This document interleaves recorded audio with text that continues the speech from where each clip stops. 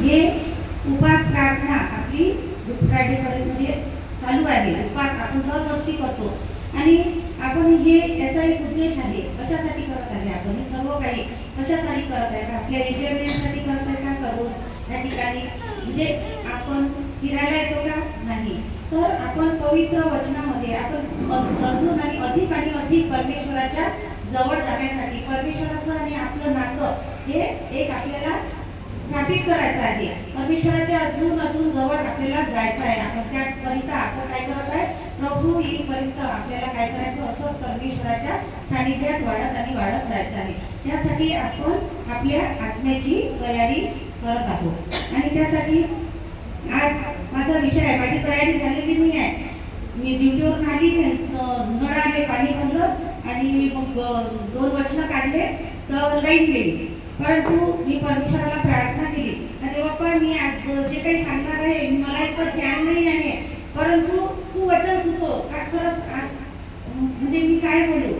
आणि खरंच मला म्हणजे वचन मिळालं. आज काही गुड फ्रायडे नाही आहे, परंतु तरी आपण हे वचन वाचूया की माझा आजचा विषय आहे का समर्पित जीवन हे काय आहे. आणि त्यासाठी आपण वचन काढूया मत्तय याचा 26वा अध्याय आणि 39 वचन. ज्याला कोणाला मिळालं कृपा करून वाचा.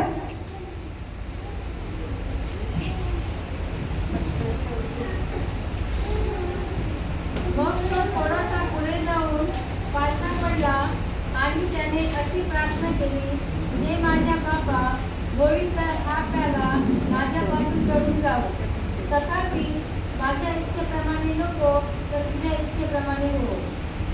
आणि आपण या वचनाच्या द्वारे परमेश्वर आपल्याशी बोलत आहे की मग तो काहीसे पुढे जाऊन पालथा पडला आणि त्याने अशी प्रार्थना केली की हे माझ्या बाबा, आणि होईल तर हा प्याला माझवरून टळून जाऊ दे, तथापि माझ्या इच्छेप्रमाणे नाही तर तुझ्या इच्छेप्रमाणे हो. आणि आपण जेव्हा खरंच समर्पित ख्रिस्ती जीवन जगतो तर आपण आपल्या इच्छेला तिथे काहीच महत्त्व नाही आहे. आणि जेव्हा आपण खरंच परमेश्वराला आपलं जीवन जेव्हा समर्पित करतो तर तेव्हा आपल्या इच्छांना आपण काय करतो, त्याचा त्याग परमेश्वरासाठी करणं आवश्यक आहे. आणि समर्पित जीवन हे काय आहे आज आपण बघूया. आणि अशा प्रकारे प्रभू येशूची काय होतं, समर्पित जीवन होतं. आणि आपण या ठिकाणी पाहतो का परमेश्वराला सर्व काही माहित होतं का आपली निवड ही कशासाठी झालेली आहे. आणि तरी तो मानव रूपाने ह्या जगामध्ये आलेला होता आणि जे वेदना होत्या त्याला सहन होत नव्हता. आणि त्याची क्षणभरासाठी त्याला काय म्हणजे मानवी रात्याने त्याच्या मनात हा विचार आला की हे देवाचं हा प्याला मजपासून जर टळत असेल तर टळू दे, कारण तरी माझी इच्छा नाही त्याच्यामध्ये तर तुझी इच्छा परमेश्वरा. आणि तेव्हा याच्यावरून आपण बघतो का प्रभू येशू ख्रिस्ताचं हे काय होतं जीवन, हे काय होतं, समर्पित असं जीवन होतं. आणि त्याच प्रकारे आपण जर ख्रिस्ती स्वतःला जर म्हणतो तर आपलं जीवन हे प्रभू येशू ख्रिस्ताला समर्पित असं जीवन असलं पाहिजे.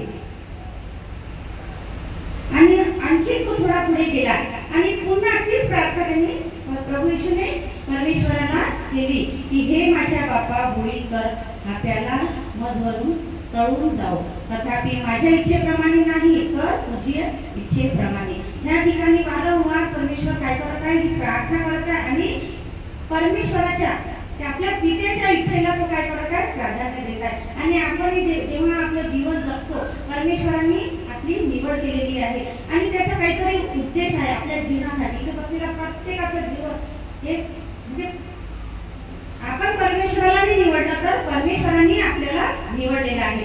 प्रत्येक व्यक्तीचं जीवन त्याच्यासाठी तितकंच इम्पॉर्टंट आहे का, म्हणजे प्रत्येक व्यक्तीचं जीवन परमेश्वर काय करतो, घडवतो. पण आपली पण त्याच्यामध्ये इच्छा पाहिजे. आणि जेव्हा आपण अशी प्रार्थना करतो का देवा माझ्या जीवनामध्ये माझं नाही तर तुझं गौरव, माझ्या जीवनाच्या द्वारे माझं नाही तर तुझं गौरव, माझा मान नाही, माझा अभिमान नाही तर तुझं नाव तू माझ्याद्वारे उंचावून घे. असं समर्पित जीवन आज प्रभूला काय आपल्याला समर्पण करायचं आहे आपल्या जीवनाचं. आणि आपण मनुष्य नात्याने काय करतो, आपल्या जीवनामध्ये जर थोडंसंही संकट आलं तर आपण काय करतो, प्रार्थना करतो, भजन गातो, हे करतो ते करतो. आणि आपल्या जीवनामध्ये जर संकट आलं तर आपण काय करतो, लवकर हारून जातो आणि परमेश्वराला दोष देणं आपण सुरुवात करतो. इस्रायली लोक त्याचप्रमाणे करत होते. थोडंसं त्यांच्यावर संकट आलं तर ते काय करायचे, दोष द्यायचे परमेश्वराला, कुरकुर करायचे. आणि आपण जेव्हा परमेश्वर आपल्याला अनेक आशीर्वाद देतो तर आपण तेव्हा परमेश्वराचे उपकार स्मरण करतो, पण इतक्या याने नाही करत. पण जेव्हा आपल्यावर दुःख आलं, संकट आलं तर आपण काय करतो, लवकरच निराश होतो आणि परमेश्वराला काय दोष देतो. परंतु तो आपला पिता आहे आणि त्यांनी जर आपल्याला निर्माण केलेला आहे तर आपल्या जीवनामध्ये काय योग्य काय अयोग्य हे त्याला माहीत आहे. म्हणून आपल्या जीवनाच्या द्वारे जर आपण स्वतःला ख्रिस्ती म्हणतो तर आपल्या जीवनामध्ये त्या असलाच पाहिजे. आणि आपण आपल्या जीवनामध्ये आपल्या सर्व वाईट गोष्टींचा त्याग आपल्याला परमेश्वरासाठी करायचा आहे.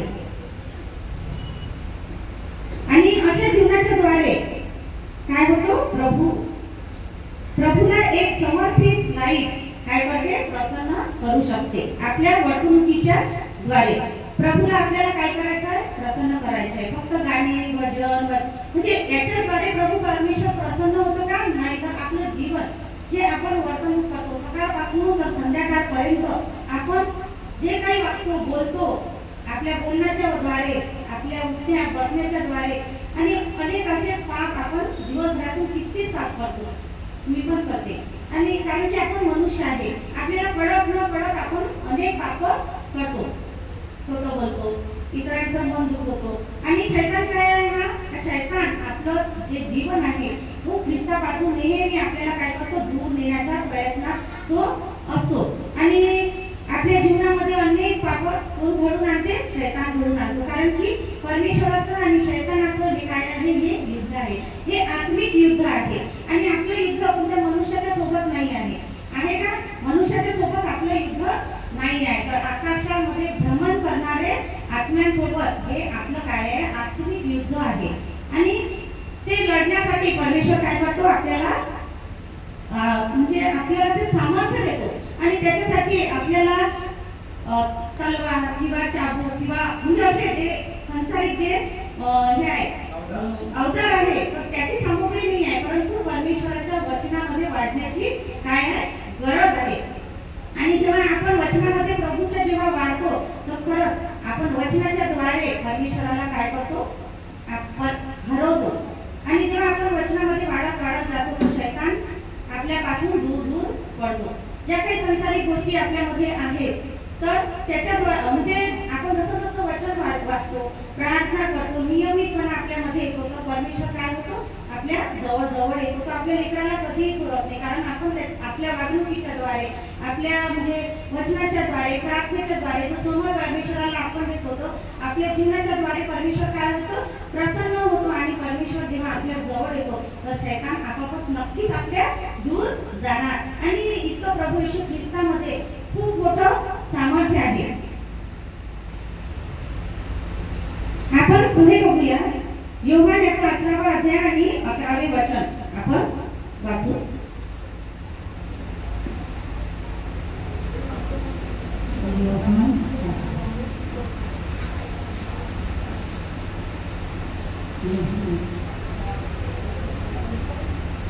अकरावं वचन,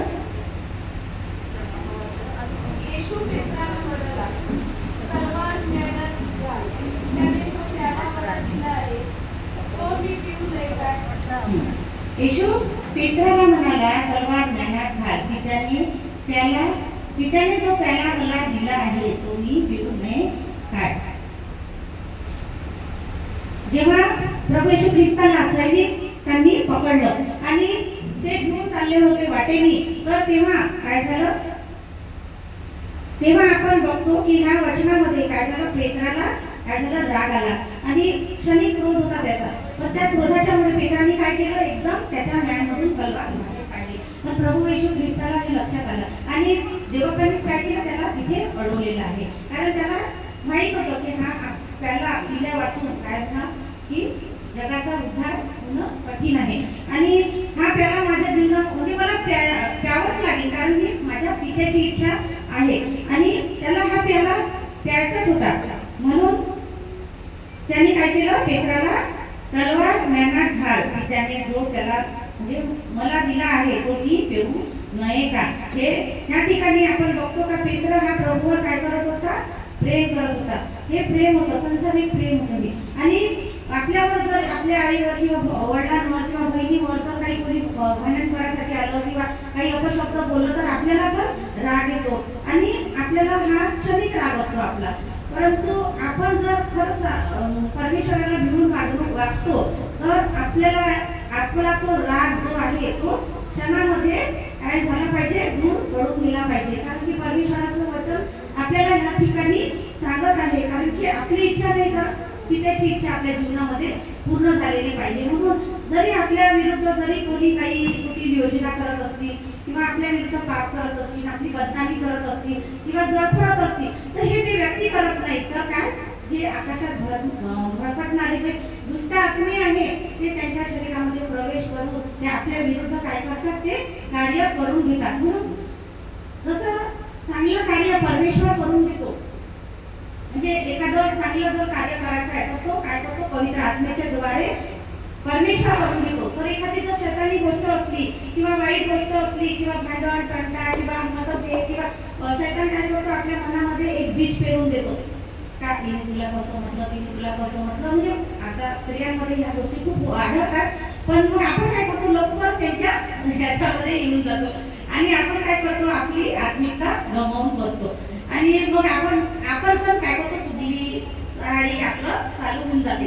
परंतु आपल्याला असं करायचं नाही आहे. कारण की परमेश्वर न्यायी आहे आणि तो प्रत्येकाचा न्याय करणारा परमेश्वर आहे. म्हणून आपण तो परमेश्वरावर सोपून द्यायला पाहिजे. जे काही दुःख कष्ट आपल्या जीवनात येतात, आपला अपमान होत आहे ठिकठिकाणी, परंतु जरी आपण मनुष्याला सांगून काहीच फायदा नाही. कारण की मनुष्य आपलं काहीही अंतःकरून म्हणजे आपल्या मनातलं काय दुःख आहे, वेदना आहे त्या परमेश्वर समजू शकत नाही. परंतु आपला परमेश्वर जिवंत म्हणजे मनुष्य समजू शकत नाही पण परमेश्वर हा काय सामर्थ्य आहे. आपल्या मनामध्ये काय विचार चालू आहे हा परमेश्वर खूप चांगल्या रीतीने ओळखतो. म्हणून आपण आपल्या जे काही संकट येतात, जे काही दुःख येतात, क्लेश येतात, तर आपण काय केलं पाहिजे? प्रार्थना केली पाहिजे. एक आपल्या जीवनामध्ये जर आपल्याला आध्यात्मिकतेमध्ये वाढायचं आहे फक्त 40 दिवस आपल्याला उपवास आणि प्रार्थना करायची आहेत का? नाही. तर रोजच्या जीवनामध्ये आपल्याला प्रभूसाठी एक नियोजित समय आपला असला पाहिजे.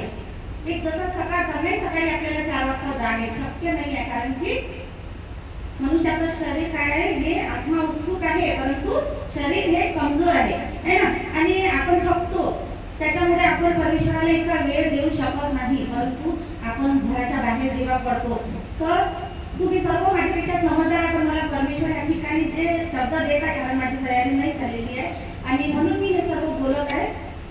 आणि जेव्हा आपण आपल्या जीवनामध्ये सकाळी आपण आपल्या कार्यावर जातो तर आपण काय केलं पाहिजे? परमेश्वरासाठी एक नियोजित समय आपल्या रोजच्या टाइममध्ये आपण परमेश्वरासाठी वेळ काढला पाहिजे. सकाळचा वेळ एकदम तुम्ही 3-4 वाजता उठा, 5 वाजता उठा. उठल्याबरोबर आपलं ब्रश वगैरे केलं का आपलं बायबल घेऊन एकच अध्याय वाचा तुम्ही आणि प्रार्थना करा आणि आजचा दिवस परमेश्वराच्या हातामध्ये सोडून द्या. देवा की आजचा दिवस तू मला दाखवला आणि म्हणून आजचा संपूर्ण दिवस तुझ्या हातात सोडून देते परमेश्वरा. माझ्या जीवनामध्ये येणारे प्रत्येक संकट येशूच्या सामर्थ्य नावाने दूर कर.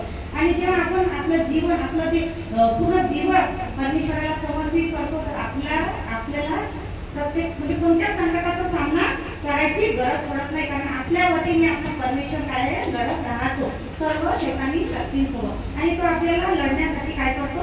सामर्थ्य देतो. आजकाल आपण बघतो जगामध्ये की लोक काय करतात? येशू मध्ये असून सुद्धा नेहमी काय करतात? कुडकुड करत राहतात. परमेश्वराने आपल्याला सर्व दिलेलं आहे. जगी गोष्टी आहेत, अन्न वस्त्र निवारा प्रत्येकाला दिलेलं आहे.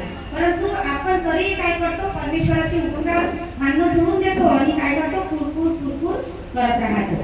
तर हे परमेश्वराला मान्य आहे का? असं नाही. आपण जर परमेश्वराला आपलं जीवन जर समर्पित केलेलं आहे तर आपण या संसारिक गोष्टीमध्ये काय आपल्याला स्वतःला गुरफटू दिलं नाही पाहिजे है ना. कारण की परमेश्वर हा आपल्या सोबत आहे. तर अजून आपल्या जीवनामध्ये कोणता आशीर्वाद पाहिजे? जर परमेश्वराला जर आपण आपल्या जीवनामध्ये जर मागतो आणि मागितलेलं आहे तर परमेश्वर काय आपलं प्रत्येक गरज पुरवणारा तो आहे आणि तो आपल्या सोबत सोबत चालतो आणि प्रत्येक आपली गरज तो भागवतो. म्हणून मनुष्याला मागू नका, मनुष्याच्या पुढे हात पसरू नका. तर आपला जिवंत पिता आहे. मी याचा अनुभव मी माझ्या जीवनामध्ये घेतलेला आहे. जेव्हा पण माझ्यावर दुःख संकट येतात तर मी पहिले अशी सांगायची, बाहेरला सांगायची, माझ्या फ्रेंड लोकांना सांगायची. पण मी आता कोणालाच माझ्या जीवनामध्ये कोणतेही संकट आलं तर मी बायबल घेते, प्रार्थना करते आणि माझं प्रॉब्लेम्स मी माझ्या देवासमोर मांडते. कारण की मनुष्य धोका देणारा आहे.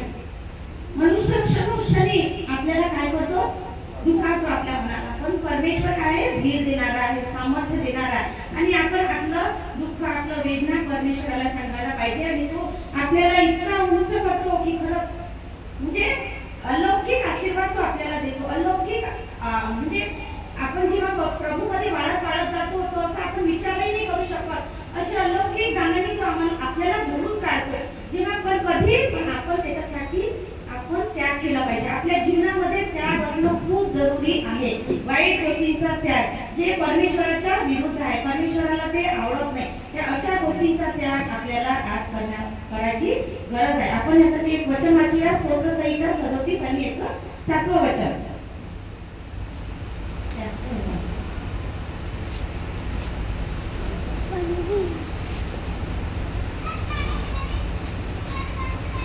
परमेश्वराचे अधीन होऊन स्वस्थ राहा, त्याची प्रतीक्षा शांतपणे करीत राहा. जो मनुष्य आपल्या मार्गाने उत्कृष्ट पावतो, जो मनुष्य दुष्ट संकल्प सिद्धीत नेतो, त्याच्यावर जळ पडू नकोस.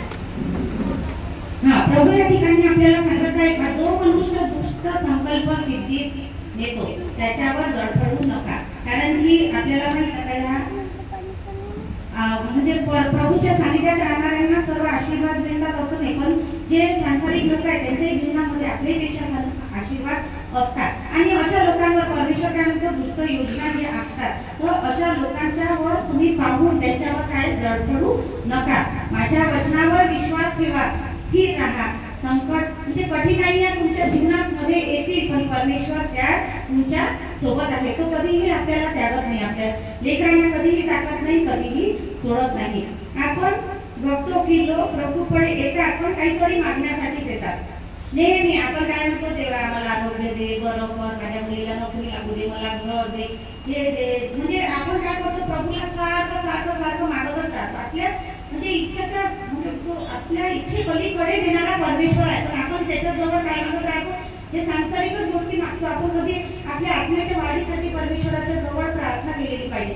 आणि कारण की परमेश्वराला आपण काय मागितलं पाहिजे ते तर देतोच परमेश्वर. त्याच्यासाठी क्षुल्लक गोष्ट आहे ही, त्याच्यासाठी काही मामूली गोष्ट आहे, पैसा धन दौलत हे त्याच्यासाठी हे तर सर्व आपल्याला इथं संसारामध्ये उपभोगायला मिळणारच आहे. पण जेव्हा परमेश्वर या ठिकाणी पृथ्वीचा न्याय करण्यासाठी येणार तर तेव्हा आपल्याला त्याच्यासोबत जायचं आहे. आणि त्याच्यासाठी आतापासूनच आपल्याला काय करायचं आहे, आध्यात्मिक तयारी करायची आहे, प्रभूमध्ये वाढायचं आहे, वचनामध्ये प्रार्थनेमध्ये आपल्याला सदा तत्पर राहायचं आहे. आजच नाही, इथं खंड पडू द्यायचा नाही. आपण जेव्हा आपल्या घरामध्ये जाऊ तर नेहमी नियमितपणा एक आपल्या जीवनामध्ये असला पाहिजे. आणि वाईट गोष्टींचा त्याग आपल्या जीवनामध्ये आपल्याला करायचा आहे.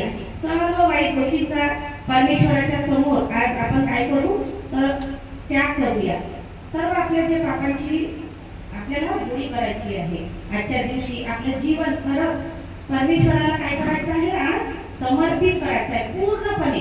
पूर्णपणे असं नाही एका मॅनमध्ये दोन तलवार राहू शकत नाही, है ना. म्हणजे आपण आध्यात्मिकतेमध्ये आणि सांसारिक गोष्टींमध्ये एकाच टायमाला एकच व्यक्ती राहू शकत नाही. जर आपल्याला खरंच परमेश्वराच्या सानिध्यामध्ये वाढायचं आहे, आपली आत्मिक उन्नती करायची आहे, तर आपण चर्चमध्ये आहे तेव्हाच आपण धार्मिक गोष्टी करत आहे आणि बाहेर गेलो तर आपण सांसारिक गोष्टींमध्ये गुरफटून जातो. तर आज आपल्याला या ठिकाणी परमेश्वराला प्रार्थना करायची आहे का, देवा या जगामध्ये आम्ही राहत असताना मछलीप्रमाणे आमचं जीवन असावं.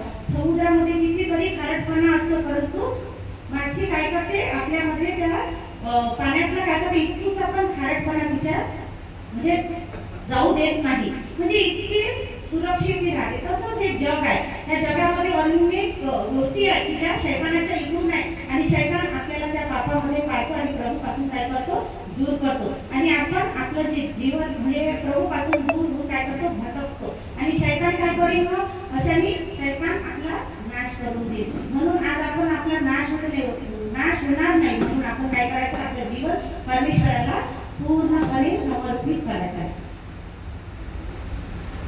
जे वचन परमेश्वराने आज दिलेलं आहे, आपण छोटीशी प्रार्थना करू. हालेलुया, स्तुती धन्यवाद देते परमेश्वर बापा तुझ्या